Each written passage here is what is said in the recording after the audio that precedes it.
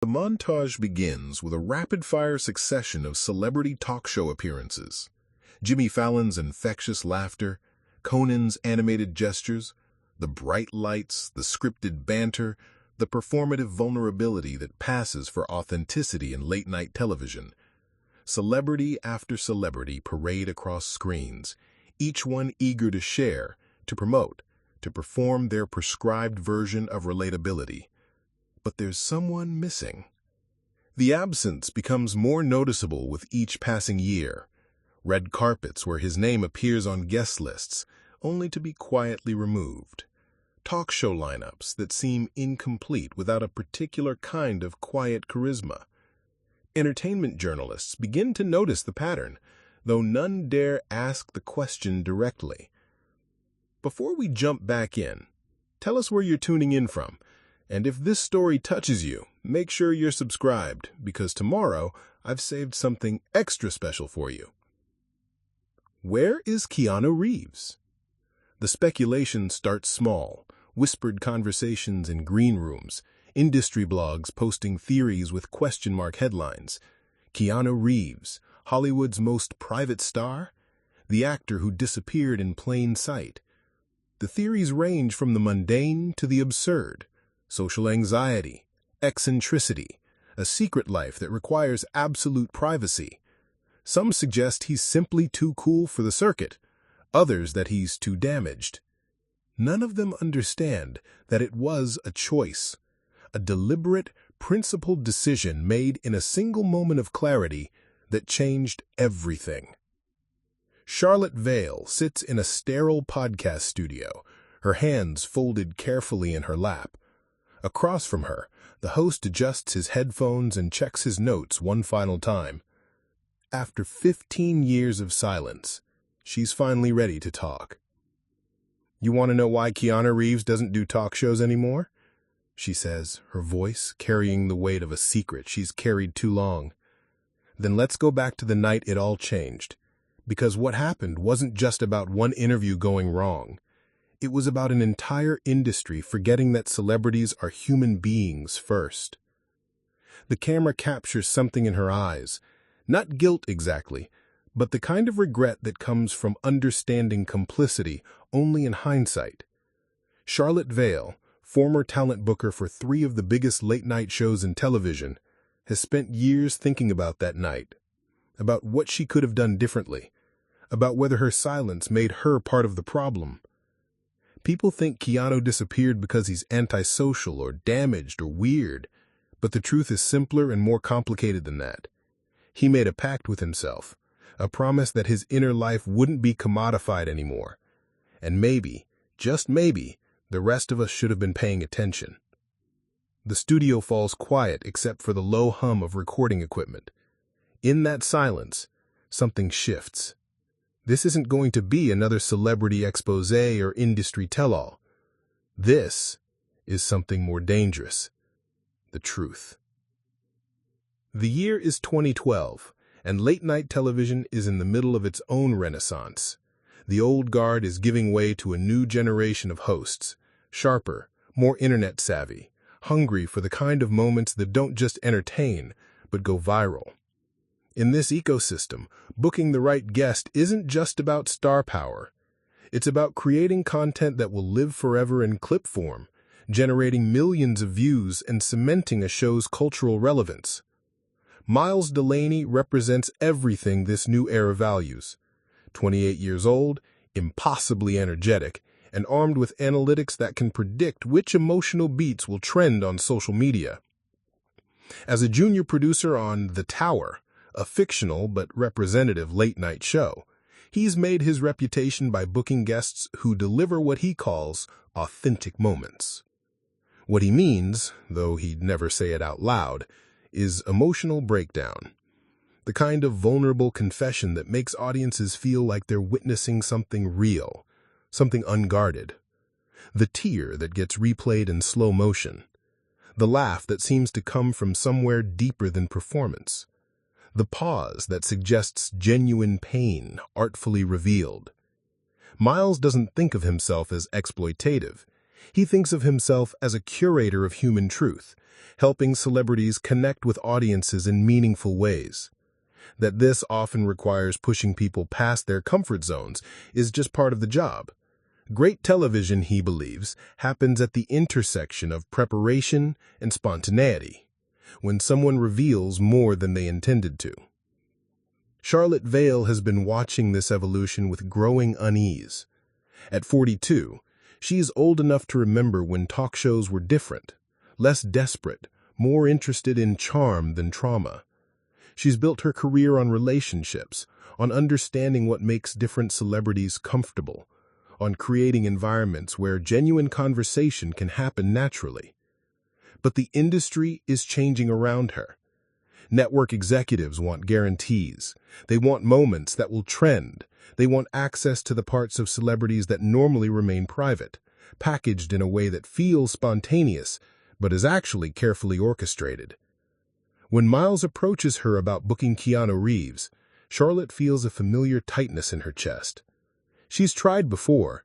Keanu's team has always been polite, but firm in their refusals.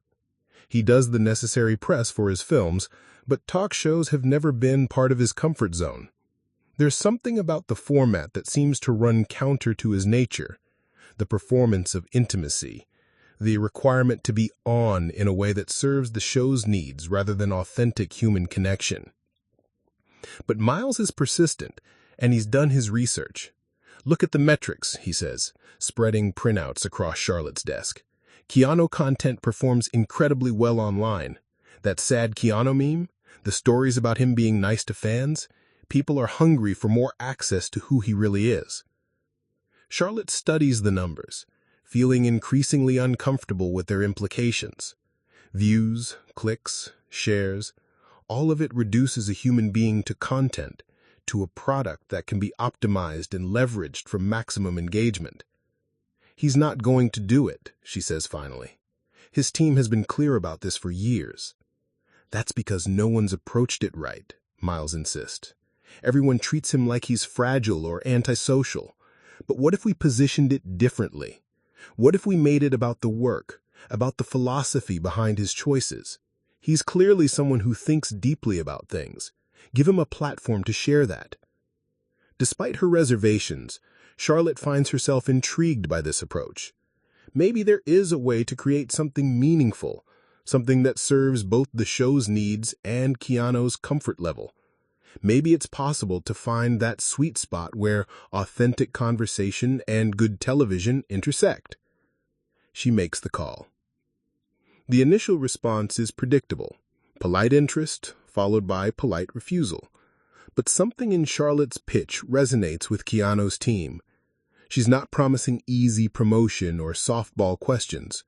She's suggesting something different, a conversation about the craft of acting, about the philosophy of choosing roles, about what it means to maintain integrity in an industry that often rewards compromise. When Keanu's team finally calls back with a tentative yes, Charlotte feels a mix of excitement and dread. She's landed the impossible booking, but she also understands the weight of responsibility that comes with it. This isn't just another celebrity appearance. It's a chance to prove that thoughtful television can still exist, that audiences are hungry for something more substantial than manufactured moments. But what she doesn't know yet is that Miles has his own vision for how this interview should go. And while Charlotte is thinking about dignity and genuine conversation, he's already planning the questions that will push Keanu into emotional territory, the kind of territory that creates the moments people share with friends, that gets written about in think pieces, that establishes a show's reputation for getting celebrities to reveal their true selves. The disconnect between their intentions will prove to be the fault line that everything else cracks along. Weeks before the taping, Charlotte receives the first red flag. It comes in the form of a casual email from Miles, seemingly just checking in on logistics, but containing a detail that makes her stomach drop. Also, I've been working on some additional questions that could really take this interview to the next level. I know we discussed keeping it focused on craft, but I think we're missing an opportunity to explore the more personal elements that have shaped his work. She calls him immediately. "What additional questions?" she asks, trying to keep her voice level. "Nothing dramatic," Miles says, and she can hear him typing in the background. But think about it. Keanu's most compelling performances come from this place of deep sadness, right? The grief he brings to roles like John Wick or The Matrix. That's not just acting. That's lived experience. His personal losses, his struggles, that's what makes him so compelling as a performer. Charlotte feels the conversation sliding in a direction she recognizes and dreads. "Miles, we specifically told his team this would be about the craft, about his approach to character development and role selection. That's what they agreed to." "And it will be," he insists, "but the best interviews find the connection between the personal and the professional. We're not asking him to exploit his trauma. We're asking him to help audiences understand how life experience informs art." The rationalization is so smooth, so reasonable sounding, that for a moment Charlotte almost buys it.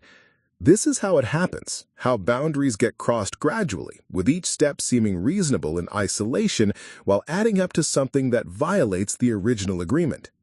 His team was very clear about boundaries. Personal topics are off limits, period.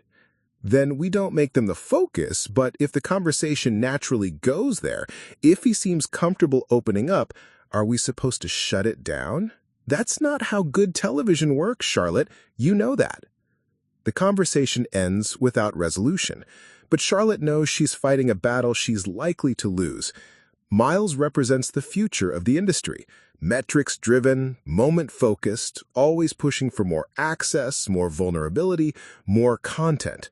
Her approach, built on trust and respect for boundaries, increasingly feels like a relic of a gentler era of television. She calls Keanu's publicist to double-check the parameters of the interview, framing it as routine preparation rather than damage control. The conversation is brief and professional, but she catches something in the publicist's tone, a wariness that suggests this isn't the first time they've had to clarify boundaries with a show. He's looking forward to talking about the work. That's always been his favorite part of these things. The stories, the process, the collaboration with other artists. He gets really animated when he talks about that stuff. Charlotte makes careful notes, imagining how to structure the conversation to play to those strengths. Questions about working with different directors, the evolution of action choreography, his thoughts on the changing landscape of filmmaking. Safe territory that still allows for genuine insight and entertainment value. But 2 days later, she finds Miles in the writer's room with the show's host, going over note cards that definitely don't match her carefully planned approach. What about the motorcycle accident? Not in an exploitative way, but as a turning point. How facing mortality changed his approach to choosing roles. Or the band, the tragedy there. How does someone process that level of loss and still find ways to create joy for audiences? Charlotte interrupts before she can stop herself. Those topics are off limits. Both men look up, surprised by her tone. The host, a basically decent person who's nonetheless learned to trust his producer's instincts about what makes good television, seems genuinely confused. "I thought we were trying to get beyond the usual promotional stuff. Those kinds of questions feel more substantive." They are also exactly what his team said not to ask about. "We have one shot at this. If we violate his trust, he'll never do another interview with anyone. Is that really worth whatever moment you think you'll create?" The room falls silent. Charlotte realizes she's revealed more about her own perspective than she intended. In an industry where getting the story often matters more than how you get it, her concern for the subject's comfort marks her as someone who might not have the stomach for what the job increasingly requires. Miles recovers first, his tone conciliatory but firm. "Look, we're not planning to ambush him with anything, but part of being a good interviewer is reading the room, responding to what the guest gives you. If he seems open to deeper conversation, we'd be doing a disservice to the audience and to him by keeping things surface level." It's a reasonable position, professionally speaking.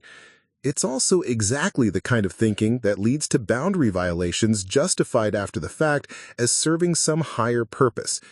Charlotte recognizes the dynamic because she's been part of it before. And she's seen how celebrities learn to retreat further and further from authentic engagement as a result. She makes one last attempt to protect the interview she thought she was booking. What if we just stick to the agreed-upon topics? Trust that a genuine conversation about his work will be more interesting than trying to manufacture a moment. The look that passes between Miles and the host tells her everything she needs to know. They've already decided what kind of interview this will be. Her job now is to make peace with that reality or find herself replaced by someone who will. That night, Charlotte stares at her phone for 20 minutes before deciding not to call Keanu's team. She tells herself it's because she doesn't want to create problems where none may exist. She tells herself that maybe the interview will stay on track naturally, that her fears are overblown. But deep down, she knows she's crossing a line by staying silent. The booking was built on trust, and she's about to become complicit in betraying that trust. The weight of that compromise sits heavy in her chest as she tries to fall asleep, already dreading what she might witness in the studio. The interview is scheduled for the following Tuesday. In 5 days, everything will change. The interview starts perfectly. Keanu discusses craft enthusiastically until Miles whispers through the host's earpiece, "Ask about personal losses." The host pivots. "Your grief in roles, is that from experience?" Keanu's openness vanishes instantly. When pressed about River Phoenix specifically, he quietly removes his microphone, shakes hands politely, and leaves. No explosion, just dignified refusal to participate in emotional exploitation. Industry insiders know what happened. Every talk show receives the same message: no more television interviews. Miles gets promoted for pushing authentic moments. Charlotte journals obsessively about that night, haunted by Keanu's disappointed face. She notices similar boundary violations everywhere, the subtle ways better television exploits vulnerability. Years pass. The industry forgets. Charlotte doesn't. 19-year-old Mina writes after her father's death. She tells Keanu how his quiet film presence taught her grief doesn't need performance. The letter goes unanswered, but joins dozens in his motorcycle journal. Handwritten connections free from publicity machinery. These represent what he almost forgot existed: genuine human communication without agenda or exploitation. Stephen Colbert's invitation arrives with unusual terms: no promotion, no mandated topics, just conversation about what matters. Charlotte, shocked, reaches out to apologize. "You were right to leave," she writes. Keanu responds graciously, "You were doing your job, but I had to stop doing mine that way." The healing begins. Intimate lighting, no audience. Stephen asks, "What happens when we die?" Keanu's thoughtful, unguarded answer reminds everyone what authentic conversation looks like. No pushing, no exploitation. The moment stands complete. The internet responds not with viral clips, but genuine appreciation for witnessing something real and unmanufactured. Charlotte tells the full story in a podcast, not to expose, but explain the cost of treating celebrities as content rather than people. She praises Keanu's boundaries as integrity, not avoidance. Mina listens, finally understanding why her letter mattered. Charlotte finds peace through truth-telling, ending her complicity in the system. Keanu rides the Pacific Coast. Mina premieres her student film about quiet heroes. Charlotte publishes her memoir, The Silent Pact. The story ends openly. Keanu hasn't returned, he's made peace. The pact continues as commitment to authentic connection over performed intimacy. What if we all made similar promises to ourselves? Up next, we have 2 more incredible stories that are waiting for you. Just click the image you want to watch and it will take you there.